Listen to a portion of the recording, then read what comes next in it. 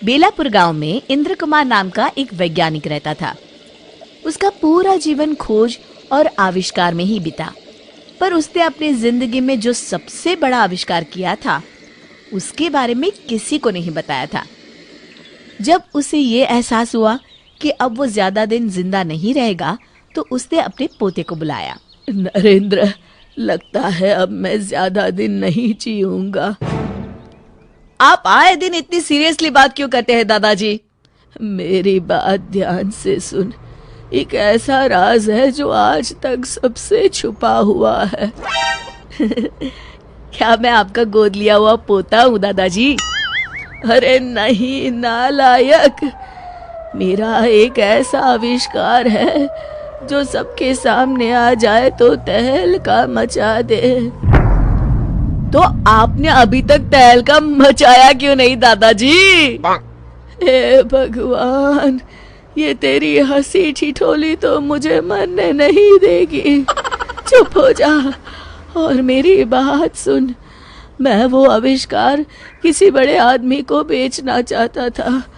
अब तू ही संभाल और जैसा ठीक लगता है कर। पर ऐसा क्या है दादाजी, और आप कहीं नहीं जा रहे हैं? हाँ, मैंने समय में यात्रा करने वाली एक टाइम मशीन बनाई है जिसमें बैठकर कोई भी इंसान भविष्य काल और भूतकाल में जा सकता है। लेकिन एक बात याद रखना, उस टाइम मशीन का इस्तेमाल हमेशा अच्छे कार्यों के लिए करना। ये आप क्या कह रहे हैं दादाजी? कोई फिल्म की स्टोरी सुना रहे हैं क्या? ये ले तहखाने की चाबी और ये मशीन की चाबी। इसे 3 बार आगे पीछे करने से मशीन चालू हो जाएगी। आप क्या बात कर रहे हैं दादाजी? नरेंद्र तुरंत वहां से भाग जाता है और अपने सबसे भरोसेमंद दोस्त बिल्लू को बुलाकर लाता है। उसे लेकर तहखाने में जाता है। दोनों दोस्त सामने खड़ी मशीन को देखकर दंग रह जाते हैं। नरेंद्र वापस दादाजी के कमरे की तरफ भागता है। देखता है कि इंद्र कुमार सुकून की नींद सोए हुए हैं, जैसे दिल से कोई बोझ हल्का हो गया हो। वो उन्हें उठाता है, पर वो तो इस दुनिया से जा चुके होते हैं। नरेंद्र दुखी हो जाता है। कुछ दिनों बाद, अरे यार, मुझे लगता है कि तेरे दादाजी मरते मरते तेरे साथ मजाक कर गए। भला इसमें बैठकर हम लोग समय यात्रा कैसे कर सकते हैं? नहीं नहीं, दादाजी ने कहा है तो ये सब सच ही होगा। अगर ऐसी बात है तो क्यों ना हम इस मशीन का इस्तेमाल अमीर बनने के लिए करें? पर दादाजी ने कहा था इसका इस्तेमाल अच्छे कामों के लिए ही करना। अरे तो हम कौन सा किसी का बुरा कर रहे हैं? अपनी भलाई करने में क्या बुराई है दोस्त, बताओ तो जरा। बात तो सही है। बचपन में मैंने दादाजी को किसी से कहते सुना था कि हमारे गांव के पास वाले जंगल में आज से 50 साल पहले कुछ डाकू एक बड़ा खजाना छुपाकर चले गए थे। लोगों ने उस खजाने को बहुत ढूंढने की कोशिश की, लेकिन वो उन्हें कभी नहीं मिला। तो हम इस मशीन में बैठकर समय में 50 साल पीछे जाएंगे और जंगल में गड़ा हुआ वो खजाना लेकर आ जाएंगे। इसके बाद तो जिंदगी भर मौज करेंगे दोस्त। अरे पर कहीं कुछ गड़बड़ हो गई तो? अरे क्या होगा, कोई भूत पकड़ लेगा क्या?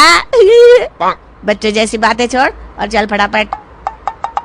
तो चलो फिर, देर किस बात की। दोनों मशीन में बैठ जाते हैं।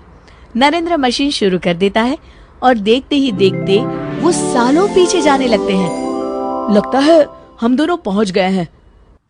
अरे ये क्या, सामने से कुछ डाकू आ रहे हैं। ओह, मतलब ये डाकू मंगल सिंह अपने आदमियों के साथ खजाना लेकर आ रहा है। सुनो, अब जल्दी से इस पेड़ के पास सारा खजाना छुपा दो। हाँ हाँ सरदार, किसी को कानो कान खबर नहीं होगी कि हमने सारा खजाना कहाँ छुपा रखा है। अरे अब तुम लोग खड़े खड़े मेरा मुंह क्या देख रहे हो? जल्दी से खुदाई शुरू करो। हे भगवान, इतना सारा पैसा! हे भगवान, इतना सारा पैसा और सोना! बिल्लू का मुंह खुला रह जाता है। अरे मुंह बंद कर ले, मुंह में मच्छर ना चला जाए। और कहीं गलती से आवाज निकल गई ना तो ये मंगल सिंह हम दोनों को ही मच्छर की तरह मसल देगा। हाँ। डाकू जमीन में खजाने से भरा बक्सा गाड़ देते हैं। हमारा काम हो गया है, अब यहाँ से चलते हैं। चलो फटाफट खजाना लेकर यहाँ से पहली फुर्सत में रवाना होते हैं। हाँ चलो।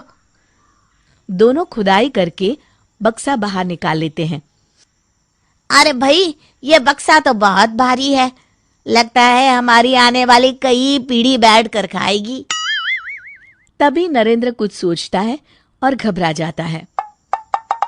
अरे क्या हुआ भाई, तेरे चेहरे का रंग क्यों बदल गया? अब तो खजाना हमें मिल चुका है। अरे अभी मुझे याद आया, मेरे दादाजी ने ये भी बताया था कि इस पेड़ पर एक चुड़ैल भी रहती है, इसलिए इस खजाने को ढूंढने जितने लोग भी गए थे आज तक कोई वापस नहीं आया। अरे मर गए रे, भगवान करे अभी चुड़ैल सो रही हो। चलो भागते हैं यहाँ से। अपनी मशीन की चाबी तो उठा लो। अरे हाँ। अरे पर ये कौन बोला? दोनों ऊपर देखते हैं। पेड़ पर उन्हें एक डरावनी चुड़ैल बैठी दिखाई देती है। देखिए चुड़ैल जी, मैंने तो अभी तक शादी भी नहीं की है, मैं तो बेकार में लालच पे पड़ गया। एक काम करते हैं, इस खजाने के 3 हिस्से कर लेते हैं, खुश? अरे ओ लालची इंसान, जान से ज्यादा खजाना प्यारा है क्या तुझे? देखिए चुड़ैल जी, हाँ पूरा खजाना ले लीजिए, बस हमें घर जाने दीजिए। मैंने तुम्हें घर जाने से कब रोका, पर मैं भी तुम्हारे साथ चलूंगी। आप हमारे साथ चलकर क्या करेंगी? तुझे अपनी जान प्यारी है तो चुपचाप मुझे शहर ले चल। इस जंगल में मैं बोर हो गई हूँ। मैं भी देखना चाहती हूँ कि 50 साल के बाद की दुनिया कैसी है। आप तो काफी शौकीन चुड़ैल मालूम होती है, पर क्या है ना, इस मशीन में सिर्फ 2 ही लोग बैठ सकते हैं। तो तुम मशीन चलाओ, मैं बैठती हूँ और इस बिल्लू को यहीं शेर और भालू के डिनर के लिए छोड़ जाते हैं। मैंने किसी का क्या बिगाड़ा है, थोड़ा एडजस्ट करके तीनों बैठ जाते हैं। आधी रास्ते पहुंचने के बाद मुझे तो बड़ी जोरों की भूख लगी है, किसे मार कर खाऊं? नरेंद्र और बिल्लू पसीना पसीना हो जाते हैं। क्या ये दोनों वापस घर पहुंच पाएंगे या ये चुड़ैल किसी को मार के अपनी भूख मिटाएगी? ये जानेंगे इस कहानी के अगले भाग।